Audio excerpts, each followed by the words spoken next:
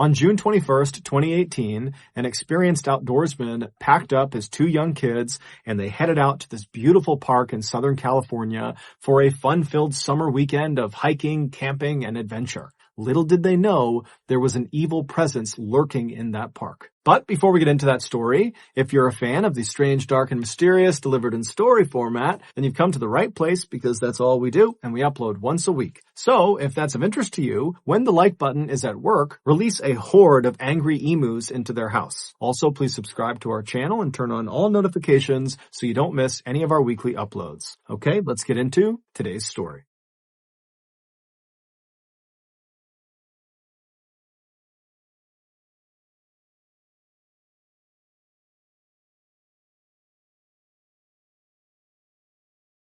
On the morning of Sunday, June 17th, 2018, 35-year-old Tristan Beaudette pulled his phone out of his pocket to check the weather forecast for Orange County, California. Orange County is this beautiful suburb located right between Los Angeles and San Diego.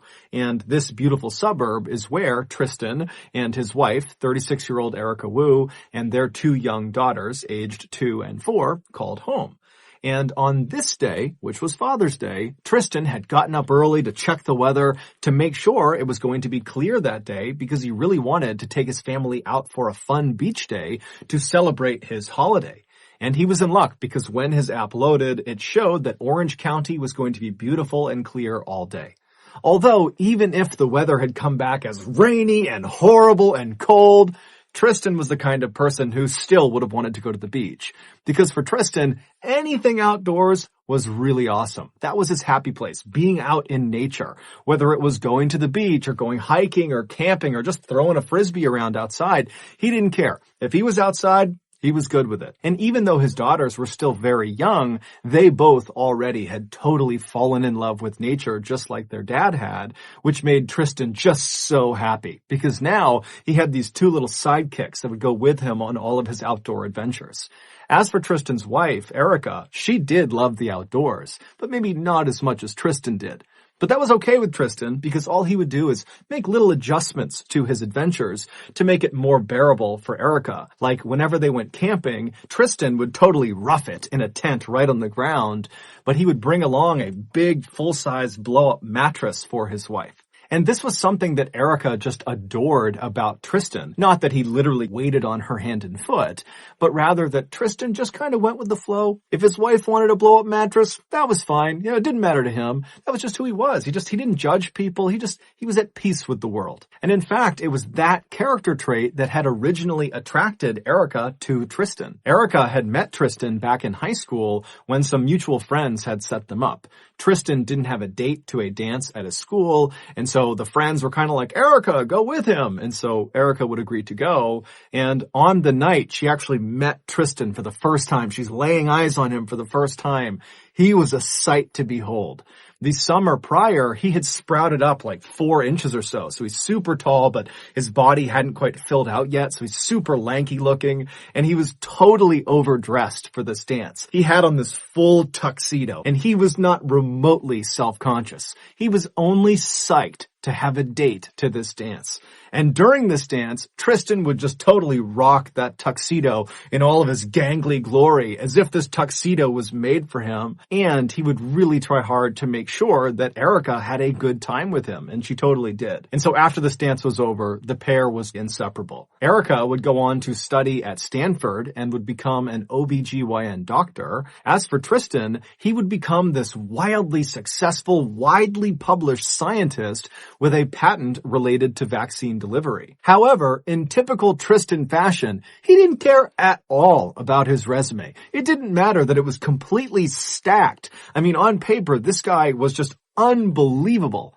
But Tristan never changed his personality. He never changed anything about himself. In fact, his scientist colleagues who adored him, they used to think it was hysterical that this brilliant chemist who was on the cutting edge of various cancer treatments and all this crazy research, that guy was actually this big mellow type person who wandered around the lab and started most of his sentences with, "Dude, By early afternoon on that Father's Day in 2018, Erica and Tristan and their two little girls had made their way to a local beach, and Erica had found herself sitting in a beach chair reading a book, and Tristan and the girls had set up a sunshade right down where the water broke, and they were digging in the sand.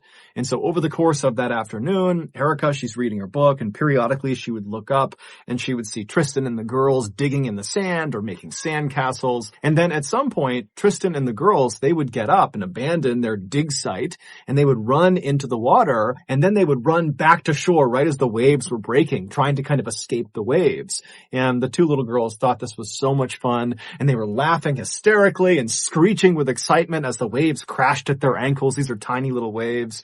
And at some point, Erica, she's looking up watching this, and she sees her two little girls having a blast, and she sees her husband flash her this big grin because he knows this is totally funny. And at that moment, Erica suddenly felt herself feel something that she didn't always feel these days. And that was just contentedness, happiness. Tristan, because he was this totally laid-back guy, he was able to just kind of enjoy life as it came to him. But Erica, she couldn't do that. She was a constant worrier, and that was largely because when she was just 8 years old, she lost her father. And it was this totally traumatic experience that really upset her childhood. It was just devastating for the family. And so ever since then, she had developed this very real paranoia that no matter how good her life was, that at any second it was going to be ruined by something horrible happening to her. But as she sat in this chair, watching her husband smiling at her and seeing her kids playing with him, it was just this perfect moment. And so Erica would put the book down and she would get up and run into the surf to be with her family. Little did she know something horrible was about to happen. 4 days later, on June 21st, Erica was home studying for this big medical exam she was scheduled to take the next day. But at the house with her was her husband and her two little girls. And so the house was totally chaotic and loud, and it was obvious to Tristan as he looked over at his wife that she was really struggling to focus. And Tristan also knew that they were a week away from moving. They were moving to San Francisco. They had just put a deposit down on a house. They had some family up there, so it was a smart move to make. But they still had a lot to do for this move. And so Tristan's looking at his wife knowing that, the stress levels have got to be through the roof for her. And so Tristan decided he would just take the girls and head out for the weekend to make sure Erica had the time and space she needed to prepare for this test and also just maybe to be alone and have some peace and quiet. And so Tristan made a couple of phone calls, and then after he was done, he talked to Erica and he told her that he had just made reservations at this campsite up in Malibu, California. Malibu is another beautiful Southern California town located about an hour and a half north of Orange County. It's where a lot of celebrities live. It's a very rich part of California. And he tells Erica that he had made reservations in this campground that's out there, and that he had called his brother-in-law named Scott, who had two young kids himself, ages 3 and 5, and they were all going to go there together and spend the weekend at this campsite. Now, Erica was very thankful for her husband for being willing to do this because she did need the time and space to study, but she immediately was just concerned about it because, Tristan, he would take the girls and go out on all sorts of adventures all the time, but he had never gone camping overnight without her there, and so her reaction was to worry about it. But Tristan, who knew his wife very well, told her, "Don't worry, I will take great care of the kids. It's a place that's totally public. It's an amazing campground. There's loads of people around. It's totally safe." And so eventually Erica was convinced. And so Tristan began packing the car with all the camping supplies and the kids' toys and the kids' bikes. And as he's doing that, and the girls are really excited about this camping trip, Erica still found herself thinking, I hope they cancel this trip, because she just couldn't help feeling like something bad was about to happen to them. But Tristan did not cancel the trip, and after the car was all packed and the girls had been tucked into their car seats in the back seat, Tristan kissed Erica goodbye and said he would see her in a couple of days, and good luck on your test tomorrow. And with that, Tristan hopped into the car, he backed out of the driveway, and Erica watched as he pulled up the road and headed north towards Malibu. After studying well into the night, Erica finally went to sleep, and then the next morning she got up early because she was nervous about the test, she was anxious about her husband and her kids, and so she's up early and she's getting ready, and as she's getting ready, she hears a loud knock on the front door. She looks at her clock and she sees it's 6:45 in the morning, and there was no reason for anybody to be knocking on her door that early in the morning, maybe unless it was Tristan, but he wouldn't be knocking on the door, he'd just be coming inside. And so apprehensively, she walked out of her room and went to the front of the house, and then she opened the front door. And as soon as she saw who was standing there, she knew something was wrong.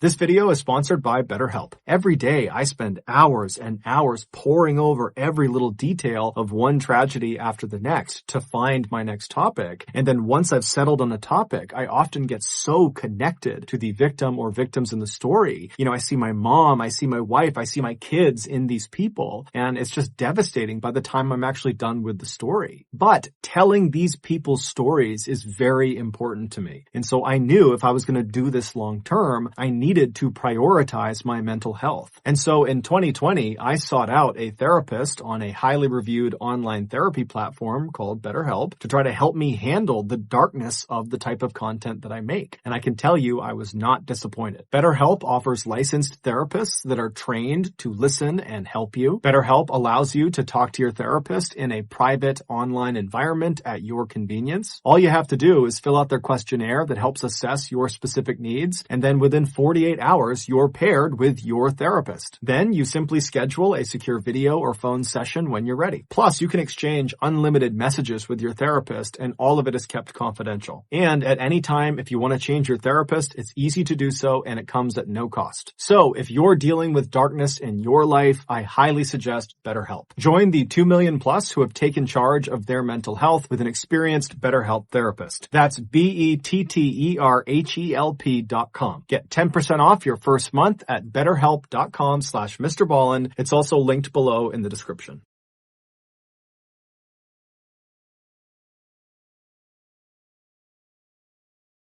Erica would later reflect on this moment when she opened the door, and even though it didn't make sense and it was irrational, she would sometimes think to herself, what if I had just never opened the door? Would this nightmare have really happened? But Erica did open the door, and standing out there was her sister-in-law, Priscilla, who was there unannounced. She lived an hour and a half away, and she looked very frazzled and upset, and she would give Erica absolutely heartbreaking news.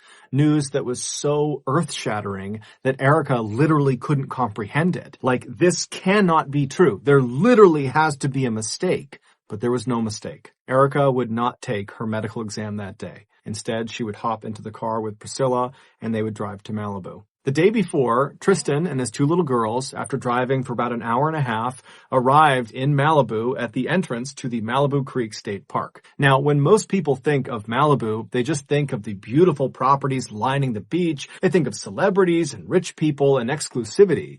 And that's all true. But what a lot of people don't know about Malibu is that just outside of the kind of main Malibu area is this totally wild area, this very rugged terrain, all these canyons, all these heavily forested areas. It all kind of butts up against the outside of Malibu. And in this totally rugged area is where the Malibu Creek State Park is. So Tristan and Scott, they arrive at the gates of this park that leads into this wilderness, and they check in with the park rangers up front, and they are directed to their respective campsites that they had reserved. They had reserved 2 sites right next to each other. And all a campsite is, usually, is just a square little plot of land with nothing in it, and it's a place where you put your tent on, and sometimes there's a fire pit inside of it. It's really sparse. And so Tristan and Scott, they thank the park ranger, they drive all the way across the campgrounds, they get to their designated spots, and right away Tristan's like, these are just not very good campsites.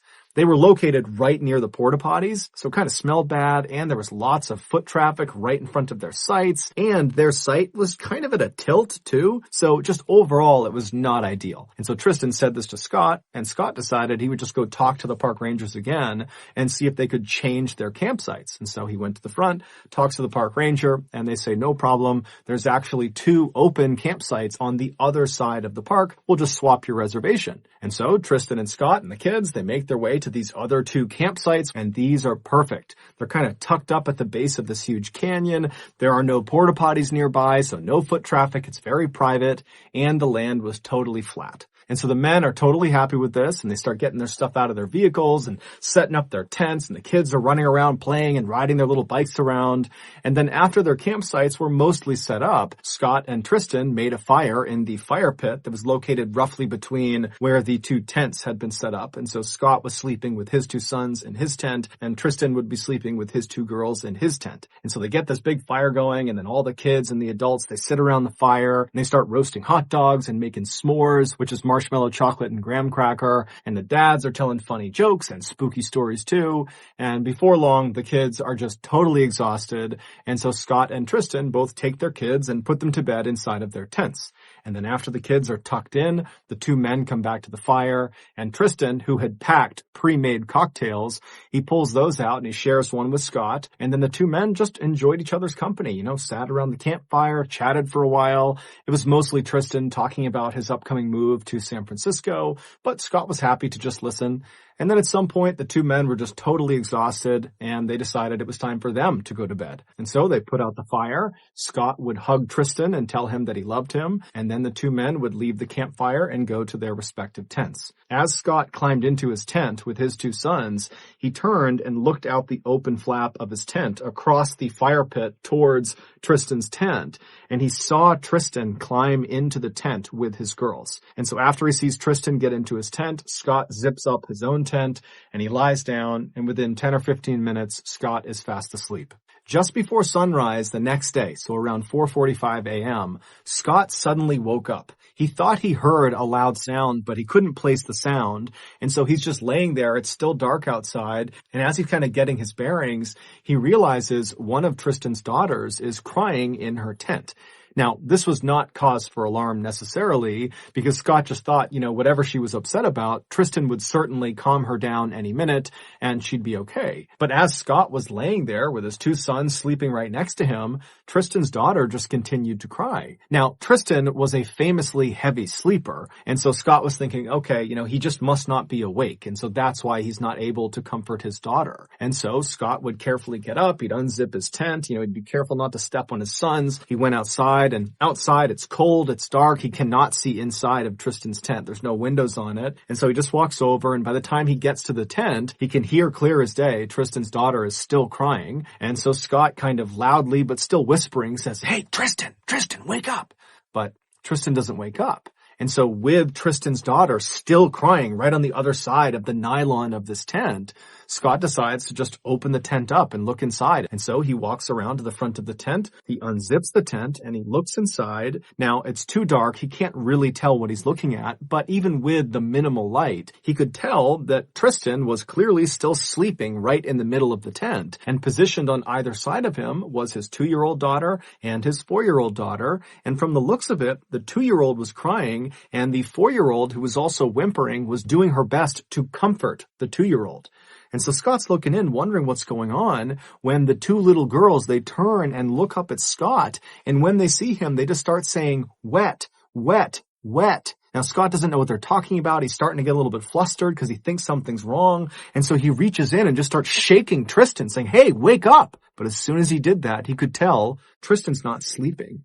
Tristan is dead, and his two little girls are sitting in a pool of his blood.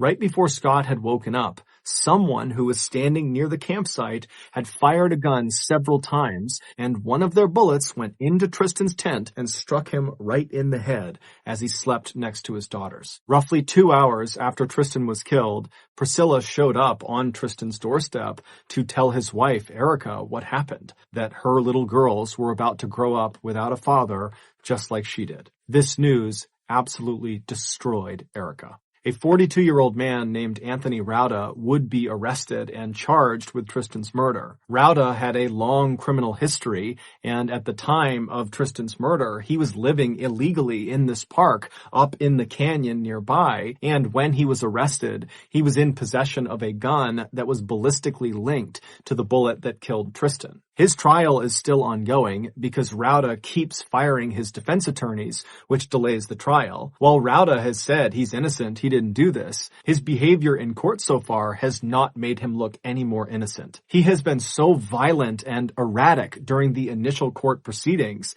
that when he goes into court, they have to strap his wrists and his legs into a chair and put what's called a spit hood over his head, which prevents him from spitting on people and biting people. Assuming he was the shooter, that he was responsible for shooting Tristan, which most people believe he was, and there really is an enormous amount of evidence that supports this, but again, his trial is still ongoing. But if we assume he was the shooter, the theory is it was completely random. He did not know Tristan. He basically just fired his gun either intentionally into the tent or recklessly, and he just happened to fire into the tent. But either way, one of his bullets struck Tristan in the head and killed him, meaning Tristan was literally just in the wrong place at the wrong time. And if this case wasn't heartbreaking enough, one more distressing detail is that this shooting was not the first shooting in or around this campground. In the year leading up to Tristan's death, there were an astounding 6 other shootings, 2 of which happened literally in the campground right where Tristan was killed. Now, none of these other shootings were fatal, but in all 6 cases, the shooter or shooters were never caught, and the Malibu police just kind of didn't investigate. It wasn't until Tristan got shot and killed in this campground that the stories of all these other shootings that never got solved came out, and people are looking on a map saying, wait a minute, there's all these shootings unsolved with a rogue shooter or shooters out and about right here, right over this campground, and we haven't shut down the campground, and we haven't told the public that there's potentially a uncaught shooter roaming around this campground? Why is that? Now, the answers to those questions we don't know now, but they will likely come out during Anthony Rauda's trial, where he's being charged not only with killing Tristan, but also for all of those other shootings. In the meantime, Erica has filed a $90 million lawsuit against several agencies, saying that her husband had no idea there was this threat of an uncaught shooter at that campground, and had authorities put any sort of warning up, Tristan never would have taken his kids inside of that park, and he would be alive today. Her lawsuit is still ongoing. After watching our videos, people often approach me and ask, how can I help victims and their families? Well, now we have a great answer for you. The MrBallen Foundation. The MrBallen Foundation is a registered 501c3 nonprofit that makes it as easy as possible for you to join me, my family, my team in supporting those whose lives have been most impacted by violent and heinous crime. We have already given $150,000 to victims and their families, including a $25,000 donation made in Tristan Beaudette's name to the Experience Camps, which is a program for children who have lost a parent or both parents. Monthly donors to the MrBallen Foundation Honor Them Society receive free gifts and exclusive invites to special live events. But the real reward is helping to create a new ending for victims of violent crime. Go to MrBallen.Foundation and click on Get Involved to join the Honor Them Society today. If you got something out of today's episode, remember we also have a podcast called the MrBallen Podcast that puts out weekly content, including brand new, never before heard stories that are podcast exclusives on Monday mornings. Again, it's just called the MrBallen Podcast, and you can find it on Spotify, Apple Podcasts, Amazon, Google. Anywhere you find your podcasts, you can find this one. We also have 2 additional YouTube channels. One is called MrBallen Shorts, and the other is called MrBallen en Espanol. We put out near daily content on Facebook and Snapchat. Those channels are just called MrBallen. If you want to get in touch with me, please follow me on any major social media platform. My username is MrBallen on all of them, and I really do read the majority of my DMs. We also have some really cool merchandise, so head on over to shopmrballen.com to have a look. So whether I see you on Instagram, Twitter, TikTok, Reddit, YouTube, Facebook, other YouTube channels, the podcast, wherever, just know that I really appreciate your support, and until next time, that's going to do it. See ya.